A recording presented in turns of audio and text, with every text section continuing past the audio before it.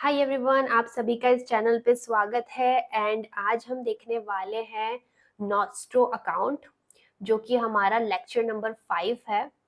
तो अब हम ये एक्चुअली एक प्लेलिस्ट चल रही है हमारी। इसमें बैंकिंग एंड फाइनेंशियल अवेयरनेस हम कवर कर रहे हैं। ये लेक्चर 5 है इसका। इसमें हम टाइप्स ऑफ अकाउंट देखने वाले हैं। तो बिना देरी करे हम देखना चालू करते हैं।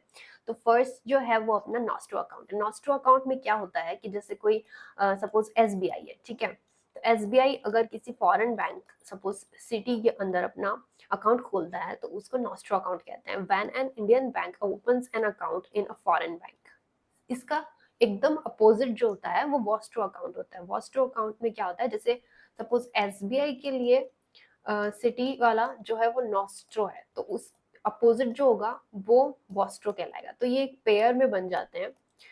तो इसलिए मैंने ये लिखा है कि both are made between the pair. तो ये दोनों पेयर वाइज बन जाते हैं, ठीक है। लोरो अकाउंट क्या होता है, it if other bank participate in pair of nostro Vostro account. तो एक जो पेयर बन गया है सिटी एंड एसबीआई के अंदर अकाउंट्स का, एक ने नॉस्ट्रो बनाया एक ने वॉस्ट्रो बनाया। एंड यहाँ पे अगर एसबीआई एंड पीएनबी ये बीच में ट्रांजैक्शन कर रहे हैं, उसके लिए जो इन्होंने मीडियम यूज करा है, तो ये दोनों का जो लिंक है उसको अपन लोरो अकाउंट, मतलब ये जो पीएनबी एसबीआई के लिए एसबीआई पीएनबी के अंदर जो अकाउंट बनाएगा उसको लोरो अकाउंट अपन कहते हैं। तो ये रहता है बिटवीन द पेयर। जो ये एसबीआई एंड सिटी बैंक के लिए बिटवीन जो पेयर है इसके लिए रहता है, ठीक है। इसके अंदर कोई इंटरफेयर कर रहा है थर्ड, ठीक है, ऐसा रहता है। फोर्थ अपना रहता है एनआरई, एफसीएनआर, एनआरओ। तो इनकी पहले फुल फॉर्म देखेंगे, फिर इनमें डिफरेंसेस देखेंगे एंड ऑल हम सब कुछ देखने वाले हैं, ठीक है।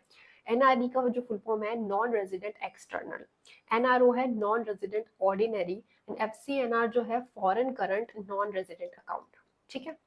तो ये हम जो होते हैं ये फॉरेनर्स के लिए होते हैं। तो फॉरेनर्स का अपन टाइप देख लेते हैं, किस किस टाइप के फॉरेनर होते हैं, ठीक है। फॉरेनर होते हैं अपने दो टाइप के।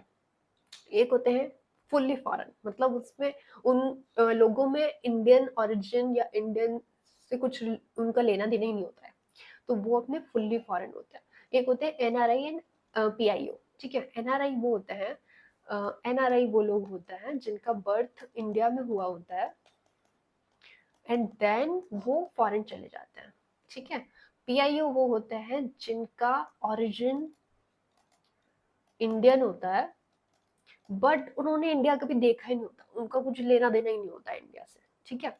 तो जो एनआरआई एंड पीआईओ होता है वो अपना एनआरई बनाते हैं। उनका जो अकाउंट होता है उसको कहते हैं अपन नॉन रेजिडेंट एक्सटर्नल, ठीक है। एंड जो फुल्ली फॉरेन होते हैं जिनका इंडिया से कोई लेना देना ही नहीं है वो बनाते हैं नॉन रेजिडेंट ऑर्डिनरी। उनका जो अकाउंट होता है उसको ये बोलते हैं। अब इनके अंदर अपन डिफरेंसेस देख लेते हैं। तो एनआरई जो है ये करंट अकाउंट इसका नेचर होता है, एनआरओ का भी करंट अकाउंट होता है, जबकि एफसीएनआर जो होता है इसका जो नेचर होता है वो एफडी होता है। एफडी मतलब फिक्स्ड डिपॉजिट, ठीक है। एनआरई के अंदर आईएनआर चलता है, एनआरओ में भी आईएनआर चलता है, बट एफसीएनआर 6 फॉरेन करेंसीज को अलाउ करता है, जो कि होते हैं यूएस डॉलर, यूरो, पाउंड, येन, एडी, सीडी, ठीक है, कैनेडियन डॉलर, ठीक है। एंड एक और पॉइंट इसमें बीच में है कि जो इस एफडी होता है इसका जो ड्यूरेशन होता है मिनिमम 1 ईयर मैक्सिमम 5 ईयर्स का रहता है, ठीक है। तो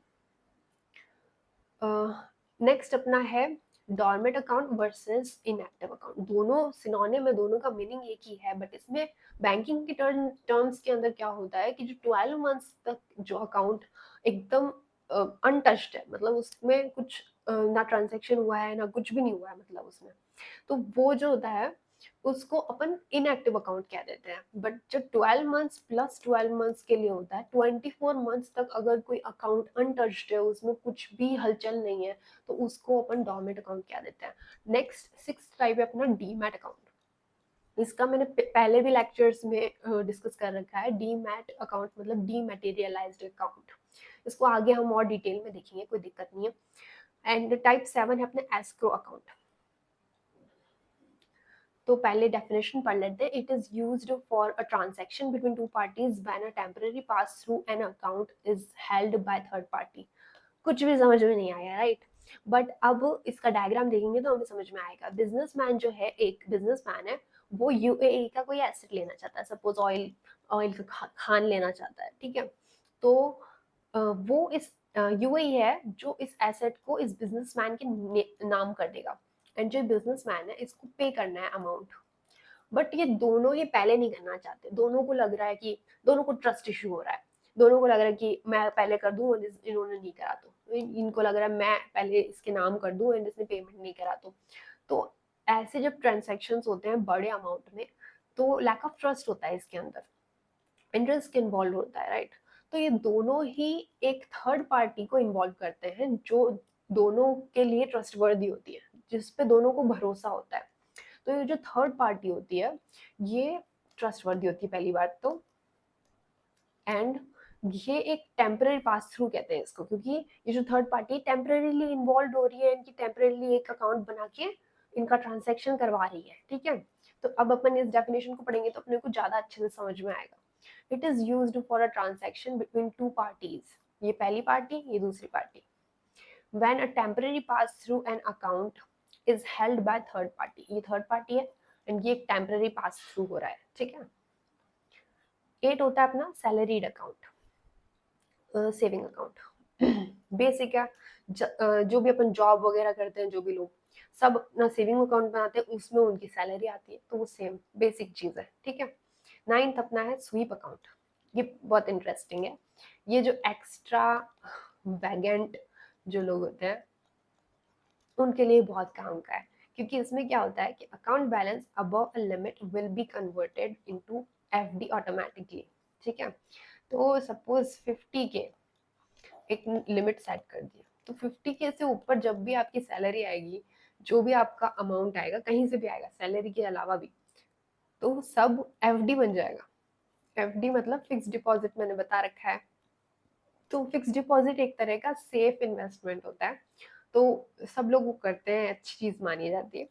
तो उससे क्या होता है कि जो सपोज कोई एक्स्ट्रा वेरिएंट है, खर्चीला इंसान है, तो उसको उसका जो अमाउंट है वो फिक्स रहता है अकाउंट के अंदर, एंड बाकी अमाउंट एफडी बनता रहता है. तो एक अच्छी चीज है ये. तो ये स्वीप अकाउंट के अंदर होता है. और इसके जैसा एक फ्लैक्सी अकाउंट होता है, इसमें ये सेम चीज होती है बट ऑटोमेटिकली होने की जगह मैनुअली होती है. तो बस इतना सा इनमें डिफरेंस है. और 10th अपना आता है ईईएफसी अकाउंट.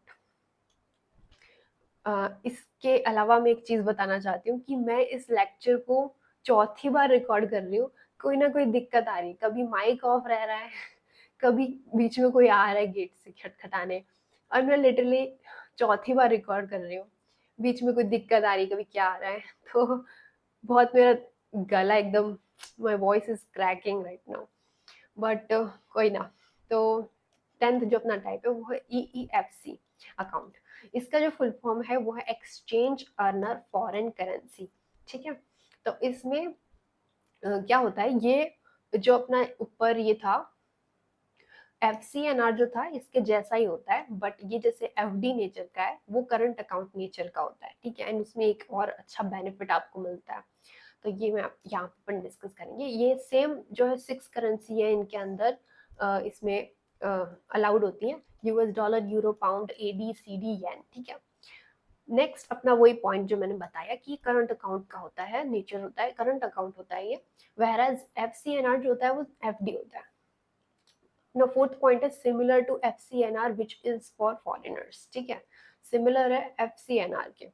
एंड ये इसमें क्या, थर्ड पॉइंट जो है जो कि बहुत इंपॉर्टेंट है, उसमें ये है कि कॉमन पीपल जो होते हैं use for direct transaction in foreign currency without conversion to INR. इसमें क्या होता है कि अगर जब अपन INR या कोई भी करेंसी टू करेंसी एक्सचेंज, मतलब अपन कन्वर्जन करते हैं, कन्वर्ट करते हैं एक करेंसी को दूसरे करेंसी के अंदर, तो एक अमाउंट डिडक्ट होता है. डिडक्ट होने मतलब कटता है वो अमाउंट एज सर्विस चार्ज, जो भी मान लो आप उसको. तो जितनी बार आप कन्वर्ट करोगे उतनी बार आपका वो अमाउंट कटेगा. तो ऐसे तो बहुत अमाउंट कट जाएगा, राइट? तो ऐसा ना हो इसलिए डायरेक्ट ट्रांजेक्शन होता है फॉरेन करेंसी के अंदर. तो ये बहुत इंपॉर्टेंट, बहुत ही अच्छे बेनिफिट है जो कॉमन पीपल हैं जिनका अकाउंट है इस टाइप का EEFC टाइप का अकाउंट है, उनको बहुत अच्छा बेनिफिट है ये, ठीक है।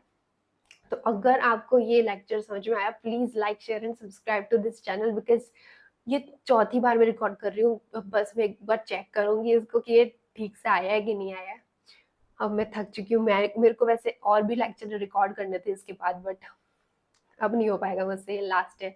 तो खैर, इसके बाद लेक्चर नंबर 6 आएगा आई गेस, राइट, इस प्लेलिस्ट के अंदर banking and financial awareness playlist का नाम है। जिन्होंने स्टार्टिंग से नहीं देखा हो, प्लीज स्टार्टिंग से देखो, आप लाइन से देखो, नहीं तो आपको समझ नहीं आएगा, फिर आप कमेंट करेंगे। एंड प्लीज इसमें भी कोई क्वेरी हो तो कमेंट कीजिए, एंड जो भी आपका ओपिनियन है, आपको अच्छा लगा हो तो आप अंडरस्टूड कमेंट कर सकते हैं, जो भी आपको अच्छा लगे। आप प्लीज मुझसे इंटरेक्ट करने के लिए आप कमेंट कर सकते हैं, मुझे अच्छा लगता है। And please do like this video, and thank you so much. आप अच्छे से तैयारी कीजिए, एंड मैं आपको नेक्स्ट लेक्चर में देखूंगी। Till then take care, bye bye.